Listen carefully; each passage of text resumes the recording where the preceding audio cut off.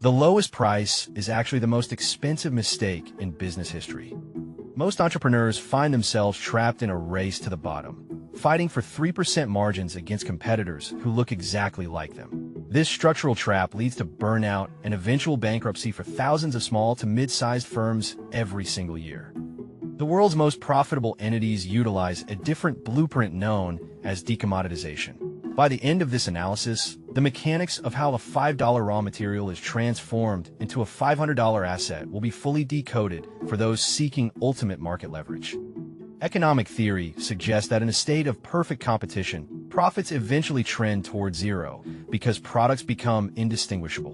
When a buyer cannot see a measurable difference between two options, they will always default to the lower price point, forcing producers to cut costs aggressively. Consider the global coffee market, where raw beans trade for approximately $1.50 per pound. A farmer selling bulk beans is a price taker, at the mercy of global fluctuations and razor-thin returns that barely cover the cost of sustainable labor. However, once those same beans are roasted, branded, and served in a specific environment, the price per pound can soar to over $30. This transition from a raw commodity to a branded experience is the first step in escaping the gravity of price sensitivity. Data shows that commodity-based businesses have a 50% higher failure rate within the first 5 years compared to those with proprietary advantages. Relying on efficiency alone is a defensive strategy that offers no protection against a competitor willing to lose money to gain market share. The goal of any high-level strategist is to move away from what is being sold and focus on how it is perceived and delivered. Without this shift, a business is essentially a utility, easily replaced and perpetually undervalued by a marketplace that prioritizes cost over connection. But here's where it gets interesting. The most successful firms don't just change their marketing. They structurally alter their offering to make comparisons impossible. De-commoditization relies heavily on the principle of scarcity, not just in supply, but in the unique combination of features and benefits offered. When a product is perceived as one of one, the consumer no longer has a benchmark for what the price should be. The luxury watch industry provides a masterclass in this strategy, where stainless steel worth less than $50 is fashioned into timepieces retailing for over $20,000. The buyer isn't paying for the metal. They're paying for heritage, engineering, and exclusivity. In the software world, this is achieved through lock-in and unique ecosystems where a 40% increase in productivity justifies a massive premium. If a tool becomes the central nervous system of a company, the cost of switching becomes higher than the cost of the subscription.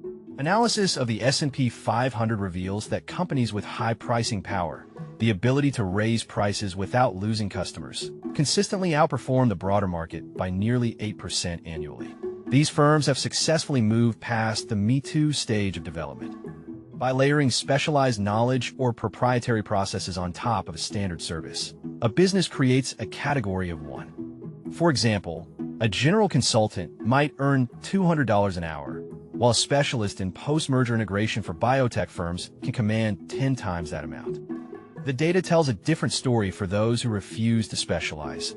They remain in a perpetual cycle of customer acquisition costs that often exceed the lifetime value of the client. To maintain decommoditized status, a firm must build an economic moat, a structural barrier that protects its high margins from competitors. This often takes the form of intellectual property, such as patents that grant a legal monopoly for 20 years. In the pharmaceutical sector, a single patent can protect billions in annual revenue, allowing a company to recoup massive research and development costs that represent upwards of 20% of their total expenditure. Without this protection, the incentive to innovate would vanish. Another powerful moat is the network effect, where a service becomes more valuable as more people use it. When a platform reaches a critical mass of users, it becomes the default choice, rendering competitors irrelevant regardless of their price or feature set.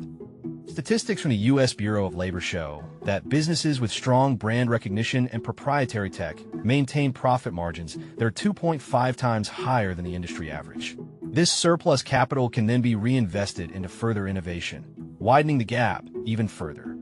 When a company owns the customer relationship and the underlying technology, they move from being a participant in the economy to being a gatekeeper. Gatekeepers do not compete on price. They set the terms of the entire industry. But the ultimate moat isn't built with code or legal filings. It is built in the mind of the consumer through a shift in perceived value. The final stage of decommoditization is the narrative premium, the extra amount a person is willing to pay because of the story or identity associated with the purchase. Psychological studies indicate that high-status branding can trigger the same reward centers in the brain as physical pleasure. Consider two identical white cotton t-shirts. One sells for $10 at a discount retailer, while the other, featuring a small designer logo, sells for $400. The production cost difference is often less than $5, yet the price difference is 4,000%. This occurs because the consumer is buying social signaling. In a world of abundance, people do not buy what they need, they buy what they want to be. Businesses that tap into this psychological driver can sustain astronomical margins indefinitely. Market research confirms that 86% of consumers are willing to pay more for a better experience or a more prestigious brand name. This willingness allows a company to remain profitable even during economic downturns when commodity producers are the first to be cut from a budget. Transitioning to a decommoditized model requires a total pivot from volume-based thinking to value-based thinking. It is the difference between selling a tool and selling a transformation. Those who master this will find that competition becomes a choice, not a necessity. The data is clear. In the modern economy, being the cheapest is a temporary position, but being different is a sustainable empire. Wealth is rarely built by doing what everyone else does more efficiently. It is built by creating a unique value proposition that the market cannot easily replicate. If this changed how you think about business strategy, the next video breaks down the specific mechanics of psychological pricing.